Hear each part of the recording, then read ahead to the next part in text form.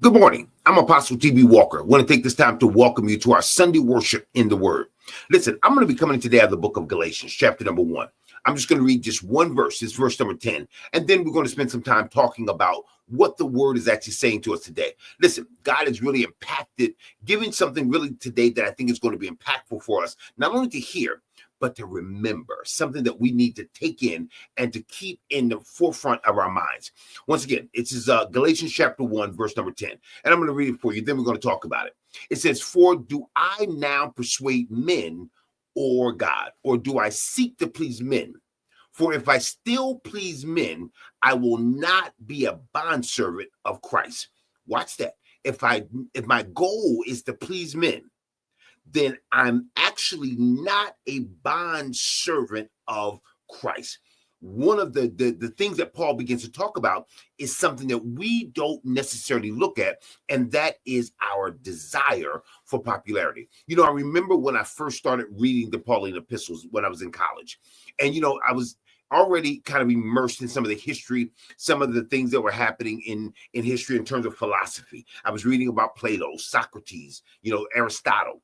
And then I started reading up the epistles of Paul, and I thought, man, this guy's really deep. I thought of him as a philosopher. And, and when I began to minister, and I was entering into ministry, I also thought of Paul as a Christian philosopher. He was talking about some things that were really deep. And I remember referencing things like in Paul's day. This is something Paul was dealing with. These are the issues that Paul was confronting in his time. So it seemed like those were things that were just afar off. Those were things that were happening, behind the scenes back in the day, a shadow of things that were going to come now. These were things that were happening in his day, but now is the time that the real things that he was prophesying are going to come to pass. But absolutely not. What you find is that what Paul was talking about that was happening in his day is exactly what's going on now. And we've got to really look at that. There is a design by the enemy to give the church a new focus. That's what you got to be able to understand as you just have your mouth just gape open at some of the things that you're hearing, some of the new philosophies that have entered into the church that people are amening. People are not getting up and walking out. People are not saying that's a different gospel. That's not what I've learned. That's, it's deep. It's new. There's a grand new thoughts that are beginning to permeate the mentality of the believer. There's a new focus. Listen, we are dealing with right now and facing unprecedented challenges in our world today. And this is not about crime. It's not about politics, but it's about our focus. What are we focused on? This generation is dealing with not only the same pressures that we had to deal with, but they also have the public pressure of social media. They're going out there and they receive this automatic feedback. Whatever they say, they get feedback immediately from friends, from strangers, from people from all over the world, begin to see the things that they're thinking. And so the people's lives are being driven now by likes. They're being driven now by comments. They're being driven now by shares. And so they are now beginning to focus or having a new focus. Even believers have this new focus, and that focus is the attempt to please the world. And when you begin to try to please the world, you'll find that your actions are going to change, and those things will lead you away from God. Remember this, Paul said, if I start trying to please the world, then I'm no longer a bondservant of Christ. I cannot have both. The Bible makes it very clear. You cannot serve two masters. We are trying our best to do the impossible, but it cannot be done. And listen, the desire for popularity is a nectar for destruction. It is a drink of death. Popularity means pleasing people, right? And pleasing the people that you want to gain their attention, to gain their acceptance. And that means that you have to do whatever you have to do to please them, whether that thing is right, whether that thing is wrong. You're going to do whatever you have to do to please them, to get their likes, to get the comments up, to make sure that people are engaged. You're going to start doing things that are no longer about pleasing God, but they're going to please the people that you're after in order to remain popular. Because once you are popular, there's another thing that happens is that you are bound to now have to try to stay popular. You got to try to please those same people because you want to remain popular. But the question that Paul is asking is, what is the target of your heart? What is your real treasure? Where is your heart? That's the question. Listen, I want you to understand something. Paul, when he says, do I now persuade God? No, Paul was not saying, I'm trying to get God over to my viewpoint. I want God to see what I'm talking about. No, what Paul was saying, what many of us forget, is that your audience is God. When you minister, when you look out at the crowd, it doesn't matter how many people are out there. Paul looked and he spoke among thousands. Paul was in Athens and he was ministering. But Paul says, listen, when I preach, am I trying to reach men, or is my first audience God? When he spoke, he said, I'm speaking to God. God gave me revelation, but when I speak, I'm cautious about what I say. When I speak, I make sure that what I say is correct because I'm talking to God. My first desire is to please God and not man. Listen, he says, or do I seek to please men? Listen, popularity is not the same as God's endorsement. When you are popular, it is not the same as God's approval. When you are popular, it does not mean that God has put a stamp of approval on your life. Paul was saying, I'm not worried about what people say. I'm not anxious to hear whether they liked it or not. Our whole goal is to see whether people liked it. Did they approve? How did my suit look? Did I offend anybody? Did I get it right in their mind? Because we forget that the gospel is offensive. We forget that the gospel is abrasive. We forget that the gospel is not some smooth stone.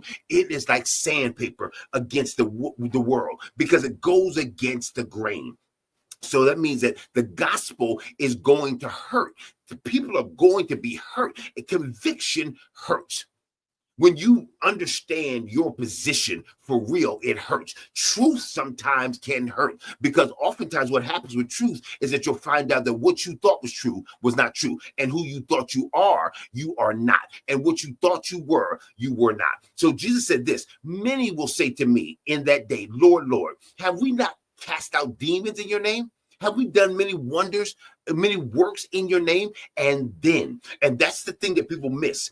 And then I will declare to them, after they go through their whole spiel, after they do their song and dance, I'm going to declare to them, depart from me, you who practice lawlessness, you workers of iniquity, depart from me.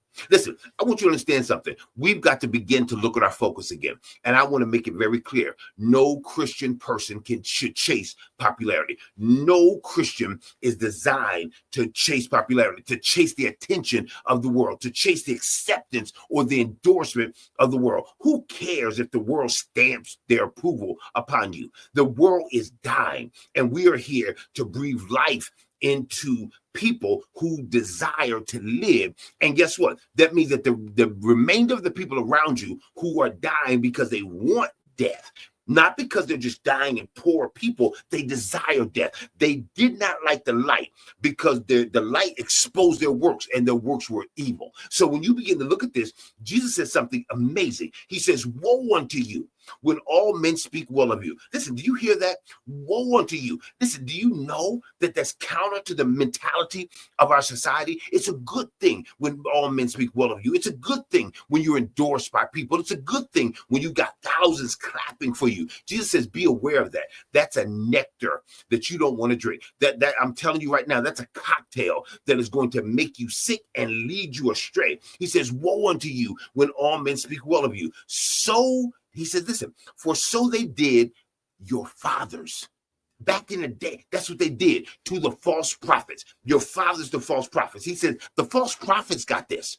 The false prophets got the applause. The false prophets were the ones who got the great seats. The false prophets were the ones who everybody lifted on a pedestal and put on their shoulders and ran them through the town screaming their names. The false prophets were the ones who were endorsed by the people at the highest echelons of society. Why? Because they said things that were non-offensive. They said things that people liked. They said things that required no change or change in the direction that people wanted. Listen, when you become a darling of the media, when you become a religious leader of the nation, you got to understand you are in trouble. Listen, there is no nation that is righteous. There's no place that is righteous. So when you become the spokesman, the religious spokesman for that nation, instead of the spokesman for God, when you understand that your whole focus is to bring your nation back to God, through the eyes of the nation versus through the mouth mandate of God, then you are in trouble. It's not the business of the believer to purposely seek the love of the world. Listen, that's contrary to what Jesus said. He said, listen, don't you understand loving the world is enmity with me? He said, Jesus said this. He says, you will be hated by all. Listen, that's the majority. That means the majority of the people in the world are going to hate your message, because as the world is going counter to God, and if you're going to speak the truth of God, how in the world can you be countercultural and be loved by the culture?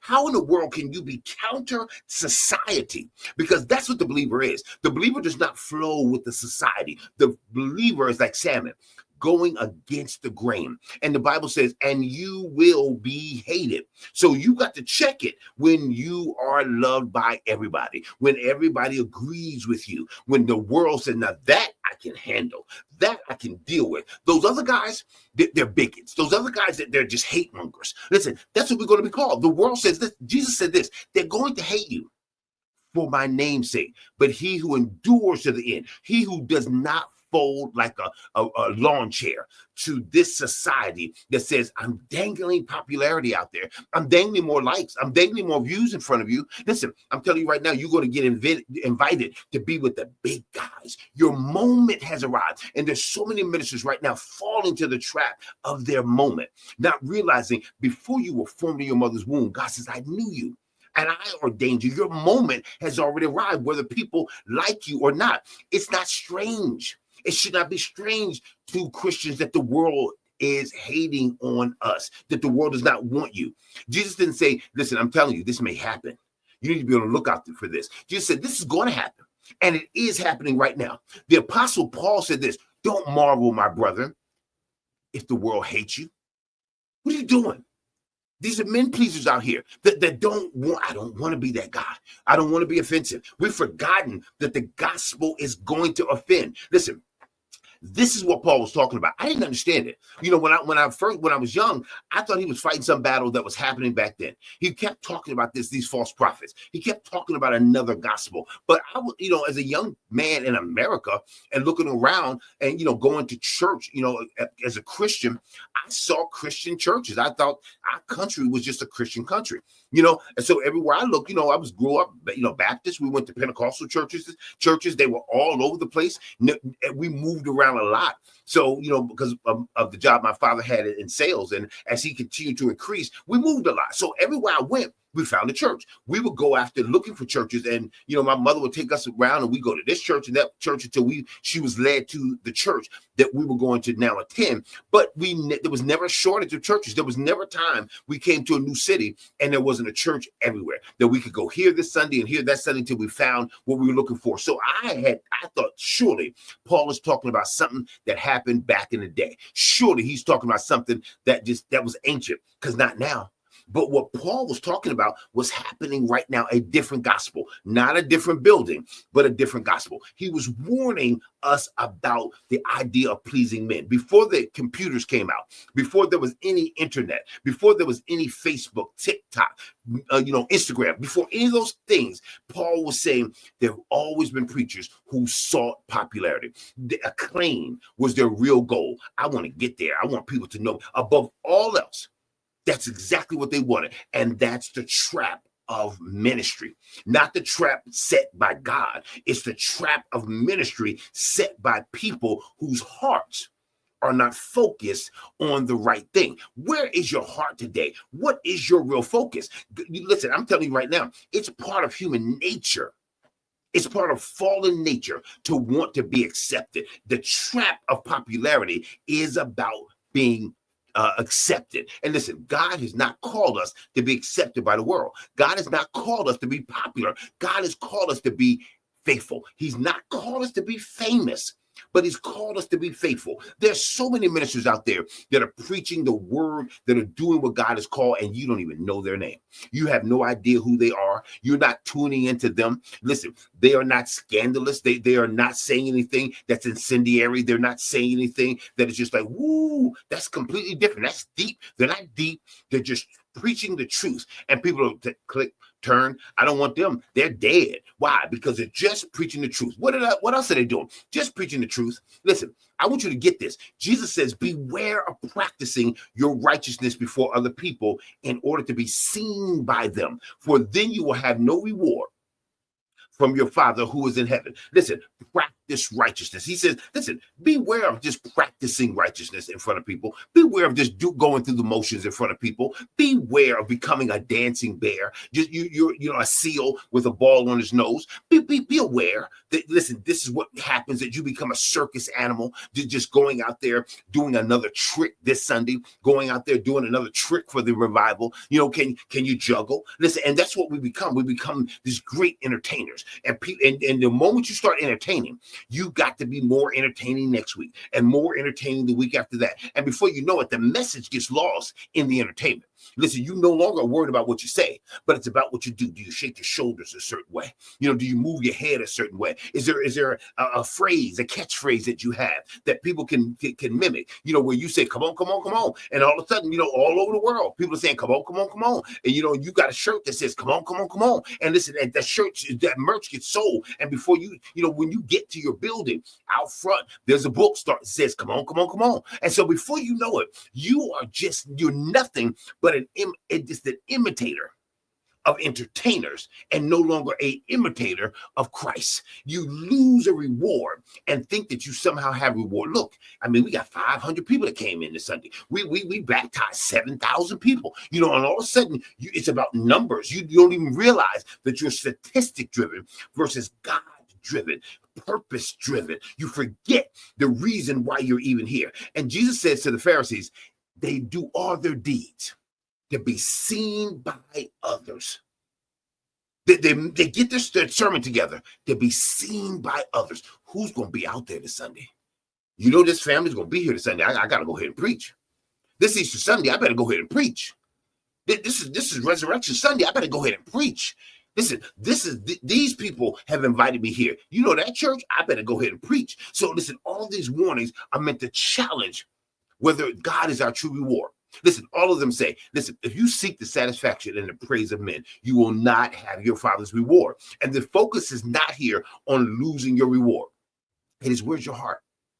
That's the question. God's not coming and saying, listen, you're not going to get my reward. No, he says, listen, I want you to look at your heart.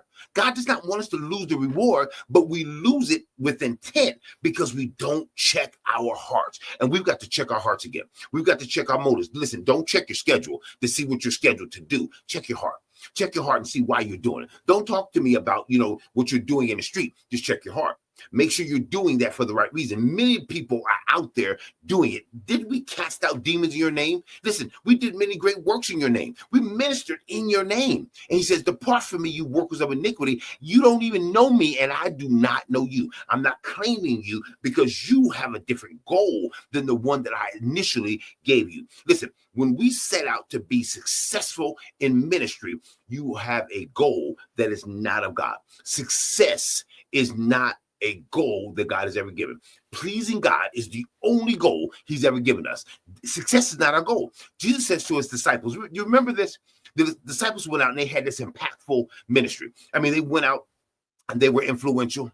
And they came out and they said, nevertheless, they said, Lord, even the demons are subject to us. They came back just enthralled. They came back just over the top. They were excited. And when I remember reading this, right, this was a difficult text for me because Jesus says, nevertheless, don't rejoice in this, that the spirits are subject to you. It almost seemed like he just threw some cold water right in their faces. But rejoice that your name is written in the Lamb's Book of Life. What? They came back and they're excited. He sends them out 2 by 2 to strangers' houses, and the people accept them. They go out there and they have successful ministry. They're influential. They are impactful. They're going out and they're doing what is the will of God. And they come back to Jesus, and they come back rejoicing. And it seemed like he just was making rejoicing over success seem like a trespass, right? Like there was a problem. So I really struggled with that initially. He kind of threw this cold bucket of water, and I could almost see the water with ice cubes in it. It was just that cold being thrown over their ministry. How can this encourage them? How is this going to help them keep going forward? But Jesus says something very, very impactful because he saw it differently than they did. He sees it differently than we do. Jesus was not dealing with success. He was dealing with their goal. Is that your goal, to be successful? What was most important to you? He said, listen, is God your reward? He said, listen, I want you to rejoice, not over that. I did that. Listen, don't start drinking the Kool-Aid thinking you did that. I did that. I went before you. The only reason why they accepted you was because of me. The only reason why I didn't kill you because of me. Listen, you think it was you. You thought it was just the way you answered that question. They threw something at you, you dodged it and came back, and people come, ooh, Pastor, you said something up in there. Listen, that's God. He said, listen, here's what you need to rejoice over. Something else I did. Rejoice that your name is written in the Lamb's Book of Life. Get your focus back together. Get your goals back in order again. Go back and look. Is it about being successful, or is it about pleasing God? Because you cannot do the impossible. For Paul, it was one or the other. Jesus said it's one or the other. You can't serve two masters. Paul said, listen, it's either one or the other. You can't shoot at two targets with one arrow and hit them both. You're going to miss one. And so you can't direct your ministry toward pleasing men and at the same time direct your ministry toward pleasing God and expect that it's going to work. It's not going to work. You cannot please men and God at the same time. And so Paul says this, he says, if I do that, I'm not then a bondservant of Christ. And listen, that word bondservant, I get it because our English translation changes it. And makes it bondservant. But the original has this. If I do, then I'm not a slave of Christ. And listen, as African Americans, I know we hate the idea of the hearing, I'm not a slave to anybody. Listen, you got to understand something. When that was written, and the reason why Paul used the word slave, because there are bond servants. There were bond servants in that day. There were indentured servants in that day, but there were straight up slaves in that day. And Paul does not use the servant who is a servant for a time. The servant who can pay their way out. This is a slave who's a slave, who's going to be a slave. And Paul says, listen, I want you to understand something, because when you use bondservant, you get this false impression that your service is voluntary and it's up to you. You can serve if you want to. Listen, I only got a couple years left on my bond. So listen, when I finish that off, I'm no longer a servant. Paul says, listen, when we are slaves to Christ, we are slaves forever, which means that our work is not voluntary. Our work is not part-time. We're not part-time Christians. You can work at Rite Aid part-time. You can work at Walgreens part-time, but you cannot work for Jesus part-time. So the reality is that we are bought with a price, that we are slaves to Christ, which means that we are not free to offer our service or withhold our service when we're feeling it. I'm not feeling it today. I don't want to minister today. Listen, it's up to me whether I'm going to do it or not. It's up to me whether I'm going to operate in my calling. We honestly think that. Listen, you can't do it unless you want to do it, right? No, he says, listen, if you think that you are just a bondservant and not a slave, you got the wrong translation. Your life is not your own. And we need to get back to understanding that it belongs to Christ fully. When you give your life to Jesus, when you got saved, it means that you're ready to live the new life that others are going to hate. And we forget that. Listen, because at your baptism, there are lots of people around you clapping. Listen, when you come to Sunday school, there are people that are clapping for you. They love the young people coming to church. We love to see the man who was on the street get saved. And we love the guy who was drinking for all his life, somehow give up drinking and come to Jesus. But listen, we forget that person now is brought in to the fold to live a life that people around them are going to hate. And we forget that. We forget that the cheering may happen at the baptism, but when you get out here, you're going to live a life. You're supposed to live a life. You've entered into a new life that people, the sinners around you, are going to despise. It's not a chase for fame. Listen, it's a sin to chase fame and popularity. It is. Fame is not the goal. Fame is not the target of the believer. Jesus said this, when you pray, you must not be like the hypocrites who stand and pray in the synagogue and at the street corner so everybody can see them. He says, truly, I'm telling you right now, they have their reward. That's what they wanted. They wanted everybody to see, look at him. He looks so holy. Look at him. He loves God so much. Look at him. Look what he's giving out. I saw him give that man his coat right off his back. He did it right in front of everybody so everybody can see. He took out and counted his money out and said, I was going to give you $10. And that'd be a blessing. But you know what? I'm going to give you this whole thing. Everybody looking. Matter of fact, get this on social media. Get your phones out, because I want y'all to see me giving this man some bread. I need y'all to see me, handing out. Listen, we're going to pray. You get your camera out, because I want you to see me praying with all these poor folk. Listen, he said, but Jesus says, but listen, let me tell you what you're supposed to do. When you pray, go into your closet and shut the door and pray to your Father in secret. And your Father who sees you in that secret place is going to reward you openly. That's what's going to happen. Listen, choose your enemy. If you want to be popular with the world, then listen, you make yourself an enemy with God. You get to choose today. Choose your enemy. Listen, if I'm telling you right now, the Bible says friendship with the world is enmity with God. That's what the devil is doing. He's wooing the church into a friendship with the world. He's wooing ministers into a friendship with the government, wooing ministers into a friendship with the principles of darkness, and they don't even know it. They preach wealth and the things that are completely anti. God says, woe unto you that are rich. But listen, he said, there ain't no woe. Don't worry about that. God wants you this way. He wants you. Don't give to the poor.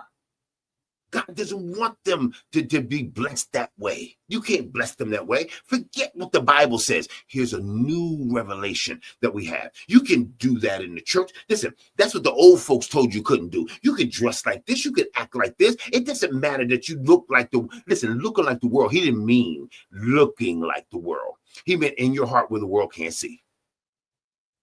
Lies that are being told that are perverting the people in the church. And there's a temptation to make your target the world's approval. Listen, you gotta check your target today, because that's exactly the very temptation that Jesus had in the wilderness. When he was in the wilderness, that he was offered acceptance by people. Listen, I'm telling you, if you just bow down and worship me, I'll give you all this right now, all these kingdoms. These people will love you. They will adore you. You will be the darling of the world. They won't dare crucify you. They would dare say anything negative about you. They will love you. I'm promising you right now popularity. I'm promising you right now fame. All you got to do is bow down to me. And listen, I'm telling you right now, there are people in the church that are quaking right now, that are thinking, if I bend one knee, listen, I don't want to sound like I'm compromising, but I do want more people to see me. I do want more people to like me. I'm not getting the kind of comments that I really want. I'm not getting the kind of engagement that I really want. So you know what? I'm going to do something, maybe something, just a little incendiary, something that's going to be a little controversial. Let me say something that might get the attention of some people around the world, because human nature, the fallen nature of the human, is to be accepted. And when Satan met Jesus up there on that mountain, when he saw him there, he expected that he would give in to this fallen nature to be popular. The nectar of our society is fame. It's viral moments. It's validation. But the nectar of our world is also influence with the world. Not influence over the world, but influence with the world. Listen, you can come in here to these rooms. We want you at this table. But I'm going to tell you right now, though it's a sin to desire to be popular and famous, it is not a sin to be influential. It's not a sin to want to be impactful. God, increase the influence. Lord, enlarge my coast and give me more influence with people so that I can speak to them. There's nothing wrong with that. To be impactful, to make sure what I'm saying is correct, because Jesus was impactful. So that's important for us. It may be a sin even not to want to have influence. It may be a sin to not desire to be impactful. We want to be famous instead of impactful. We want to be known instead of making a difference. But Jesus says, listen, to desire to be a blessing to more people, whether it's through social media, however, is not a problem. But if we want to be famous and impactful at the same time, that's where the problem is. You can't serve two masters. That's precisely where the battle is. It's in your heart. The question is, where is your heart? That's the difference that you'll find between the mind of the flesh and the mind of the spirit. We want to win more people to Christ. We want more people to start coming to church. But does your life count only for popularity? Is your life valuable because of these number of people who said so? Is your ministry successful? Are you on the right track? Are you pleasing God because they said you are? Or somebody said, see, that's why we don't go to church in the first place. And then somebody said, oh, let me stop, because I don't want to offend anybody. I don't want to say that about the LGBTQ community. I don't want to say that about thug communities. I don't want to say that about ratchetness. No. I want those people to love me. And before you know it, you're going to be ratchet. Before you know it, you're going to be out there. You'll be dancing their dance and dancing to their tune instead of pleasing Christ. Listen, God, the instrument, God is the instrument of blessing our lives. And listen, but you also have to recognize, that Paul said this, and I want you to get this. He said, you also must help us by prayer so that many will give thanks on our behalf. Listen, Paul said, listen, just pray for us that they are going to give thanks. My whole goal is that they will begin to recognize that the ministry that we brought to this town was a blessing and not a curse. That they'll give thanks to God, that they're going to turn and go to the Lord and see what real ministry was actually all about. I want to see them saved. I don't care whether people know it or not. I'm going to baptize them. I don't care how many people took the picture. It doesn't matter. I'll do it in a tub, in a house. And it doesn't matter who on social media saw me. They don't have to know what you did. You closed the door behind you intentionally to minister to your Father first. God, I'm doing what I do because I remember what you did. Listen, whether people know you or not is not important. Listen, there are Christians today that are popular. And there's nothing wrong with that, because popularity, though, was not their goal. Listen, the problem is the target. The problem is that being the goal. There are people who are popular right now, and it's a byproduct of pleasing God. The people who people love, they read their books. They go to hear them. That's a byproduct. They're people because it was not their goal. The issue here is, what's the goal? There are young ministers that are coming up today, and they're looking at the internet. They're watching and saying, I want to be like that. How many likes? How many comments? How many views? That's what I want. But it doesn't mean that everybody pleases God is going to be popular. Paul said this, and I want to leave this with you. He says, listen, also aspire to live a quiet life, to mind your own business, and to work with your own hands, as we commanded you. Listen, some of the most impactful people are the quietest. Some of the people that are pleasing God the most are people that nobody knows. They may not know you. You may not ever get on that stage. You may not ever hear that kind of raucous applause. You may never have a full house. You may have never gotten elevated. All of those things that we just love, that are just part of our fallen nature, just wanting to be pleased men, just want to be pleased ourselves, our egos stroked by people saying, good job, great job. I want to hear, well done, thou good and faithful servant, from God. It won't matter if Bishop such and such said, well done. Doesn't matter if Pastor such and such said, well done. Doesn't matter if the women's committee said, we're so glad to have you come back again. Doesn't matter if you just knocked the revival out and everybody was just slain. Did I please God? Because the goal here is just that, to please God. Paul says, listen, I've commanded you. Here's what you need to live. He says, I want you to aspire to live a quiet life. I don't want you aspiring to be a big shot.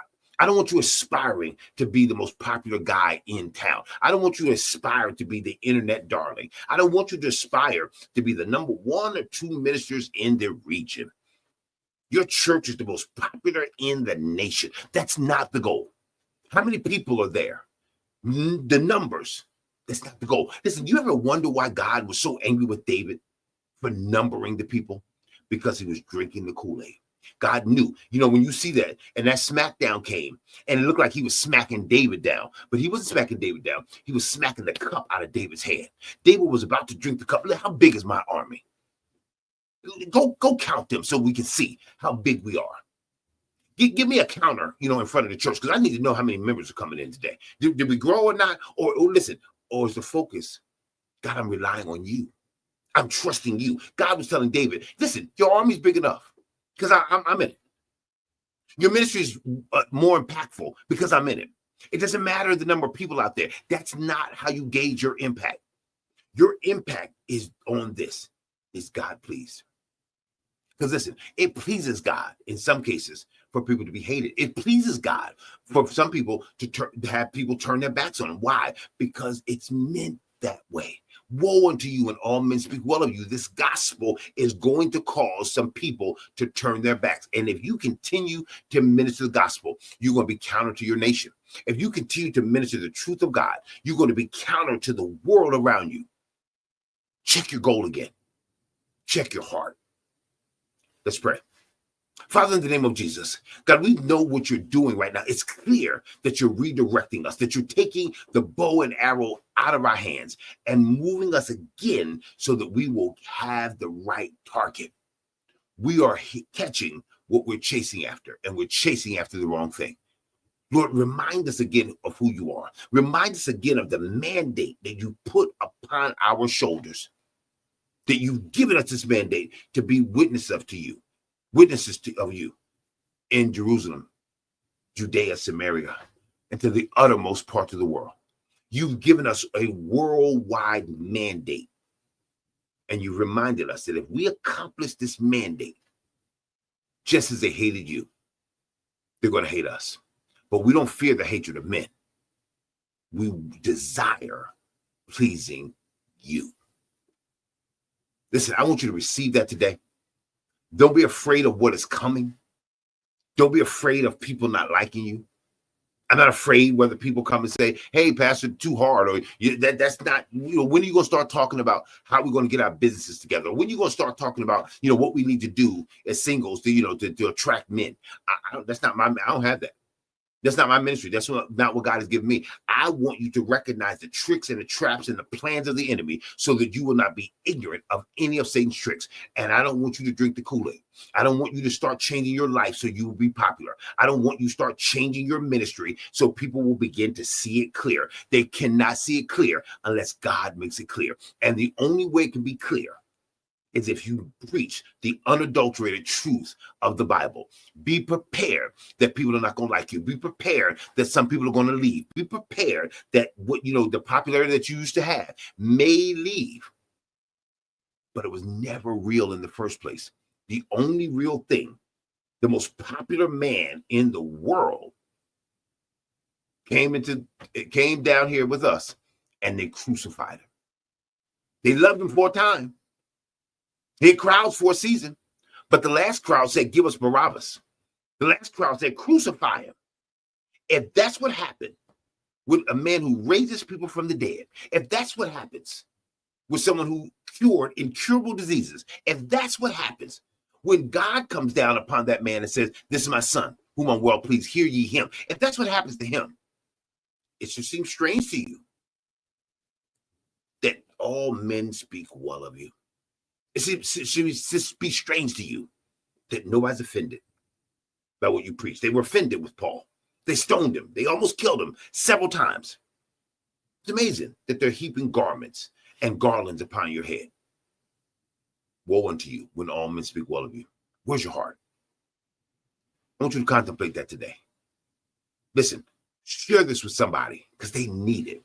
You need it. I need it so that we can stay focused together to hit the right target. Where's your heart? God bless you. Have an awesome rest of your Sunday.